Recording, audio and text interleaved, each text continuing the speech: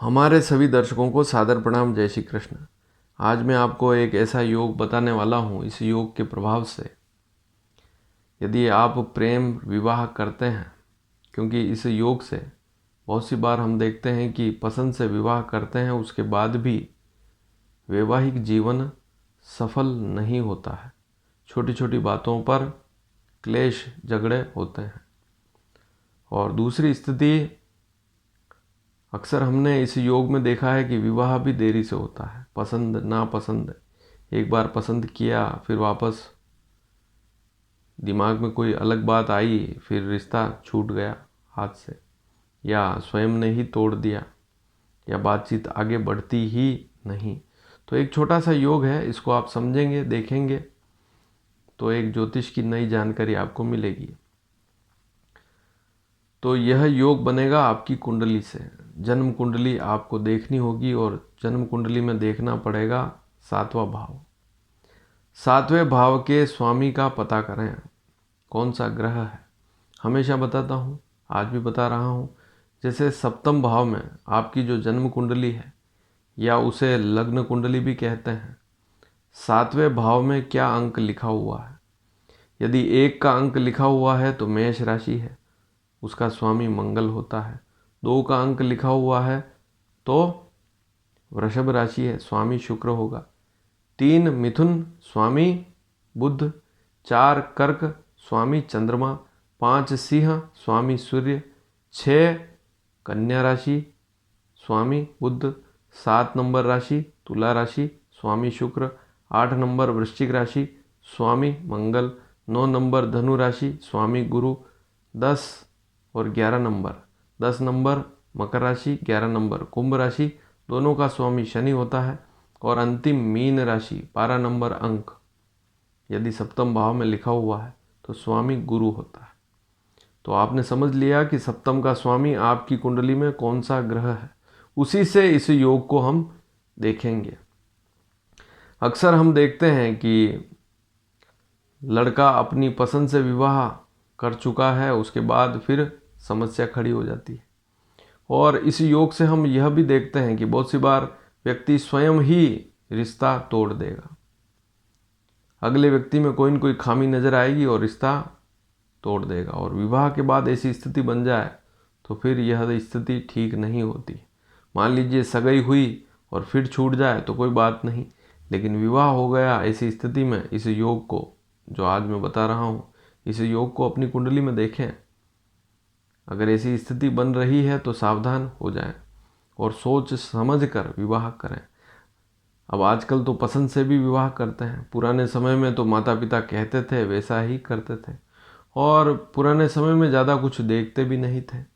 लेकिन आजकल सब पढ़े लिखे हैं, अपनी बुद्धि से चिंतन करके विचार करके ही विवाह करते हैं। अच्छी स्थिति है, लेकिन फिर भी आजकल वैवाहिक स्थितियाँ उतनी अच्छी नहीं हैं जो पुराने समय में हम देखते थे। तो ये बात भी है। सारी स्थितियाँ, पहले आप देखते थे कि बच्चे भी आसानी से हो जाते थे, घर पर ही हो जाते थे। आजकल संतान के लिए हमें दुनिया भर के कयास लगाने पड़ते हैं, दुनिया भर की दवाइयाँ खानी पड़ती है, उसके बाद संतान बड़ी मुश्किल से होती है। तो उसके कारण को भी समझें। उसका कारण क्या है? हमारा खान पान, हमारा रहन सहन, हमारा कल्चर सारा बदल गया है। तो सप्तम का जो स्वामी है, सूत्र क्या है समझें उसको ध्यान से। सप्तम का स्वामी पंचम भाव में बैठा हो। पंचम भाव में जो राशि है उसका अपना अलग महत्व है, लेकिन सूत्र क्या है? 7वें भाव का स्वामी 5वें भाव में बैठा हो। पहली स्थिति तो यह। दूसरी स्थिति, उस पर शनि की दृष्टि पड़ जाए। 7वें भाव का स्वामी 5वें भाव में बैठा हो और उस पर शनि की दृष्टि पड़ जाए तो इस प्रकार की स्थिति बनती है। पहली स्थिति, पसंद से विवाह करेंगे तब भी विघ्न आएंगे, विवाह के बाद समस्या होगी या सगाई होकर टूट जाएगी, और उपाय करते हैं तब भी लाभ नहीं मिलता है। दूसरी स्थिति कि विवाह होने में ही समस्या हो रही है, माता पिता भी परेशान और स्वयं व्यक्ति भी परेशान, जिसकी शादी होनी बाकी है वह लड़का हो चाहे लड़की, वह खुद भी परेशान है। और परेशानी का कारण बहुत सी बार खुद ही होते हैं। अक्सर देखा जाता है कि जैसा लड़का चाहिए, जैसी लड़की चाहिए वैसी नहीं मिलती है, इसलिए उसमें देरी होती चली जाती है। चॉइस फिर कम रहती है, वह भी बड़ी समस्या। और ज़्यादा उम्र हो जाए तो फिर तो और भी बड़ी दिक्कत, फिर उतने रिश्ते नहीं आते हैं। तो सप्तम का स्वामी पंचम भाव में बैठ जाए, उस पर शनि की दृष्टि भी होनी चाहिए, तब जाकर यह अशुभ योग बनेगा। अब यह योग कैसे बनता है, शनि ऐसी स्थिति में कहाँ कहाँ हो सकता है, तो वह दृष्टि डालेगा पंचम भाव पर। तो शनि ऐसी स्थिति में यदि 8वें भाव में हो, शनि 8वें भाव में हो तो वह पंचम भाव पर दृष्टि रखेगा, 10वीं दृष्टि। 8वें भाव से यदि आप गिनेंगे तो दूसरे भाव तक 7 दृष्टियां होगी, और 3, 4, 5 पांचवें भाव तक 10 दृष्टियां शनि की हो जाएगी, 10वीं दृष्टि। तो शनि की 8वें भाव से 10वीं दृष्टि पड़ेगी पंचम भाव पर। यदि आपकी कुंडली में सप्तम का स्वामी पंचम में है, शनि 8वें भाव में है, तब इस प्रकार का योग बनेगा। दूसरी स्थिति, शनि 11वें भाव में बैठा हो तो सीधी 7वीं दृष्टि से पंचम भाव को देखेगा, अपनी 7वीं दृष्टि से शनि 5वें भाव को देखेगा। और अंतिम स्थिति है तीसरी दृष्टि, शनि की तीसरी दृष्टि भी होती है।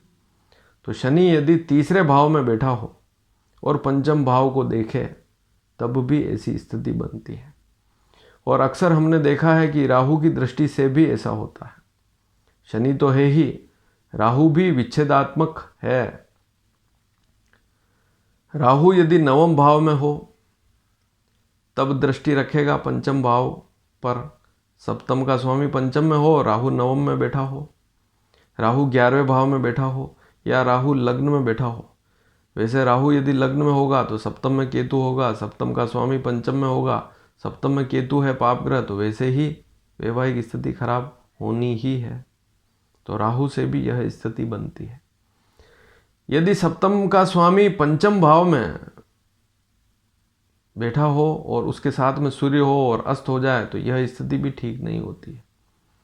लेकिन विशेषकर राहु और शनि की दृष्टि हो, सप्तम का स्वामी पंचम पर हो, तो यह योग बनता है। और यहाँ पर हमें राहु के उपाय भी करने पड़ते हैं, शनि के भी उपाय करने पड़ते हैं। शनि के जो भी दान हैं वे कर सकते हैं, शनि के मंत्र का जाप कर सकते हैं या करवा सकते हैं।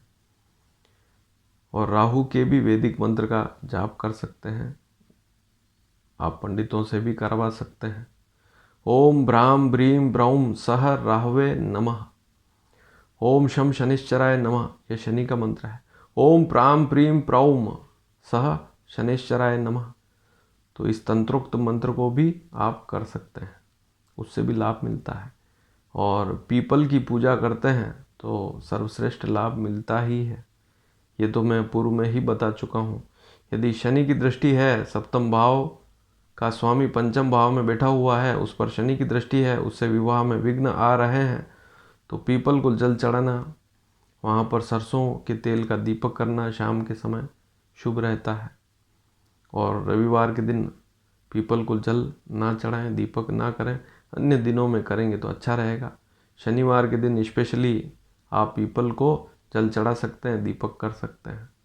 विष्णु भगवान जो हैं साक्षात पीपल में हैं, अगर पीपल की सेवा करते हैं तो वैवाहिक स्थिति शुभ रहती है। तो इस उपाय को भी करें और इस योग को भी आप कुंडली में अवश्य देखें। और यह वीडियो आपको पसंद आया हो तो शेयर भी अवश्य करें। धन्यवाद। जय श्री कृष्ण।